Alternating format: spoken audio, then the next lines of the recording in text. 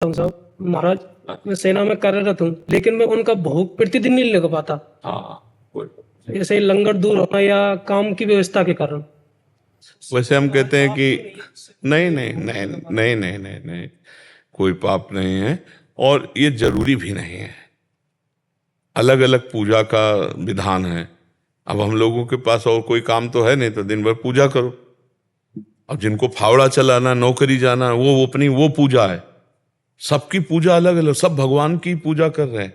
तो तुम्हारी जो पूजा है वो राष्ट्र सेवा है, उसकी प्रधानता रखनी है। हम कहते हैं भाव है, रख लो श्री जी की छवि, नहीं कोई जरूरत नहीं। पूरा पूरा जीवन राष्ट्र सेवा में समर्पित कर रहे हो। जो मिले सो राधा राधा बोल करके पालो और रात दिन सेवा में लगो, जहां जैसी परिस्थिति है।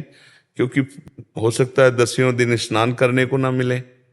भाई आप ऐसी सेवा में हो कि हो सकता है 10 दिन स्नान करने को ना मिले। हो सकता है कि 2-4 दिन आपके भोजन में भी समस्या पड़ जाए।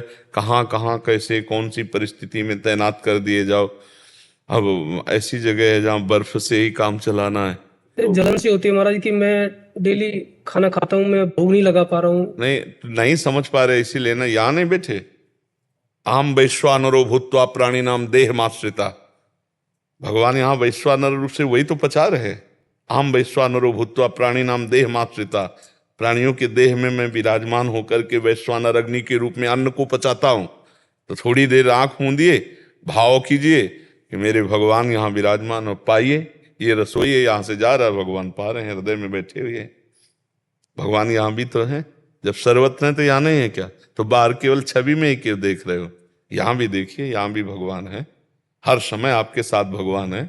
हर समय पूजा हो रही। जब आप शयन करने जा रहे हो तो भगवान को साथ में शयन करा रहे। जब आप पा रहे हो तो भगवान को साथ में पवा रहे हो। जब आप स्नान कर रहे हो तो भगवान को स्नान करा रहे हो।